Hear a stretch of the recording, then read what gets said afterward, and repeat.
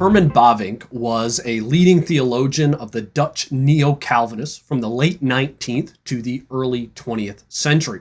And while there's many things I disagree with when it comes to the Neo-Calvinists, thinking of their doctrine of salvation and questions regarding free will or determinism, at the same time, I really enjoyed the Neo-Calvinist view of the physical creation as presented in Neo-Calvinism, a critique by Sutanto and Brock. Well, Sutanto and Brock are back, and this time they're joined by James Eglinton, and they're here with a translation of Herman Bavinck's Christianity and Science. I wanted to read this one as soon as I saw it because I'm a homeschool dad.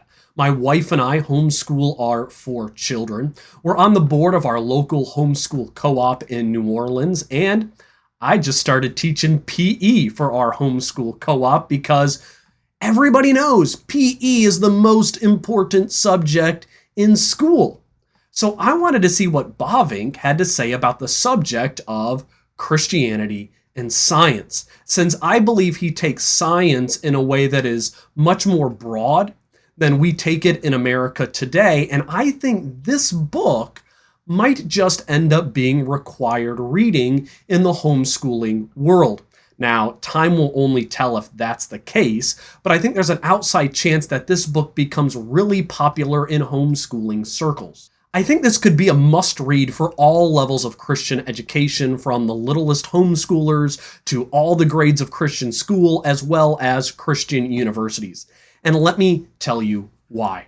Welcome to Rev Reads. If you want to discover more books that connect the doctrines of Christianity to life in our present world, please subscribe to the channel in order to stay up to date with my most current reviews. Also, like and share this video with others to help them know about the work of Herman Bavinck. Now, the first thing you want to know about Christianity and Science is that this book is poorly named. Now, maybe it was a good name back when Bavinck wrote it, although part of me thinks he's the kind of guy who, even back then, would have named his book Christianity and Science as a way to encourage people to think different about science, even if it wasn't a particularly good title for his book. Instead, the book should be called A Defense or A Call for Christian Education. For Bavinck, science includes all aspects of education: mathematics, literature, law, history, philosophy, and religion, which is still the queen of the sciences in his book. So this is not just about what we might call science proper, as in earth science and physics and chemistry and the like, but this is all of education. And the purpose of the book is to call for Christian education, more specifically for Protestant universities to be established by both the state and private institutions that rival the greatest Roman Catholic and secular universities across the world. But in making that call, he encourages all levels of Christian education in the home, high school, college, and university. Now, my one complaint about this book, and it's really tough to kind of give this complaint because I have so many wonderful notes packed through this book and a lot of highlights on the importance of Christian education, that I would have loved for this to be a complaint-free review. And I have a suspicion that if I was reviewing this book way back in 1904 when it was first released, I wouldn't even be making this complaint. But at times, Christianity and Science is too focused on Bavinck's own time period. So again, this wouldn't be a complaint if I was reviewing this book in 1904. But today, some of his arguments, some of the places he chooses to spend his time, especially the focus on positivism, they just don't hit home, since we've left positivism behind for the most part, instead to embrace postmodernism today. And I also want to say that if you don't know anything about positivism, I would suggest reading an article on it in preparation for reading Christianity and Science. Now, the translators do give a short definition for it in the introduction, and they talk about it a little bit, but I think they could have spent more time on positivism in the introduction. So now let me tell you about the good in Christianity and science, and there is just so much that I can't hope to cover it all in this review. Bavinck makes a very strong argument that without Christianity, we can't hold together the shape of modern life.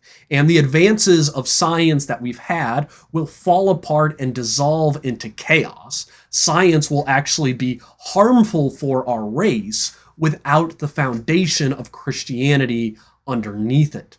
And at times, I felt like while I was reading this book that Bavinck was a prophet, able to see forward to what we are experiencing today through critical theory and the harm of postmodernism, and how this steady diet we've had of a physical science could make our lives more comfortable today, but they also make our lives empty. So he will build his arguments by first showing the shortcomings of what is seen as neutral science. Neutral science is the belief that scientists and historians can examine the facts free of their own bias or a controlling worldview. And he presents a thorough case that the so-called unbiased scientist still has a worldview, directing his thoughts and conclusions like everyone else. And I really liked when he wrote on how scientists of all stripes, and we need to remember that this is covering just as much biologists and meteorologists, as well as doctors of religion and archaeologists and political scientists. But we all naturally gravitate toward the popular thoughts of our own day. And the true great scientists are those very rare ones who are willing to break free from the popular mindset to be that one scientist who will both disagree with the consensus and then test to see if his own theory is correct. And sadly, we have far too few great scientists because we all ultimately end up being driven by our own worldview and the social pressures in our own field. And this is important for us because a Christian does come with a worldview and certain fundamentals, but so does everyone else. And in fact, it's a net positive to be a Christian scientist because what a Christian scientist is doing is he's laying all of his cards on the table. He's saying, here's my bias, here's my worldview, so you can see if that is impacting the decisions that I've made. This is much better than being the so-called unbiased scientist who refuses to lay his cards on the table. So he provides the Christian student and professor with arguments and motivation for you to stand by your own worldview.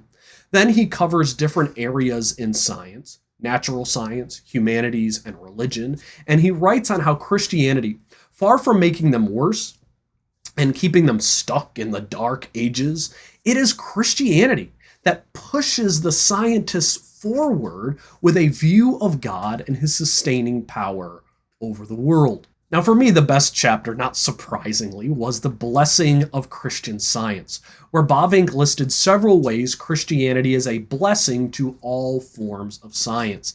And I just loved reading those ways that Bavinck showed that Christianity is a blessing and a positive net gain to science. The first thing that science owes to the gospel is the reality of an eternal, incorruptible truth. If there's no truth, there's no science. And so in one sense, Christianity saved science by proclaiming there is an indisputable truth in Christ.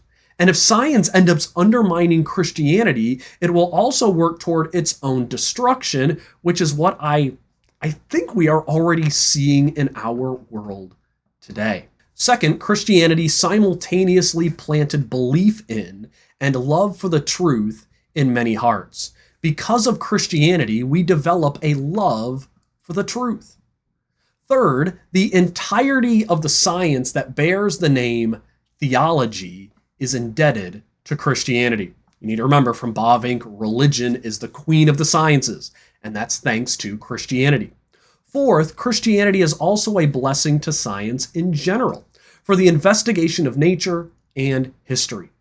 Christians see nature as God's creation, history as the unfolding of God's story in the world, and so we are both excited and motivated to study history and science in all of its forms. If you read J. Warner Wallace's Person of Interest, you will see how Wallace makes this truth crystal clear in his book. So if you are a Christian in education, and at times you feel like you need to crawl into a hole and leave the scientific or education world behind you, Bavinck comes with this book and he encourages you to persevere. And not only persevere, but also understand just how much you are needed in your field. And another side benefit from reading this book, it made me so thankful for the wonderful Christian men and women who faithfully serve in our public school systems and our public universities. You do a tremendous work for Christ in your field, and thank you so much for what you do. The book ends with Bavinck's call for a Dutch Reformed university, or for a Protestant university in his own country, to be the compass for scientific advancements from a Protestant viewpoint. And one of the things that's cool about it is a great way to end the book, because what Bavinck is doing in the last chapter is he's putting it into practice all the stuff he's written so far in the book. So I found Christianity and Science to be really a wonderful read. And I hope it will be read widely, and I hope that when people read it, and you end up getting stuck sometimes when he's a little bit too much in 1904, that you will persevere and continue to read it to the end. Because I believe that if you do that, you'll get more out of this book than you ever would have expected.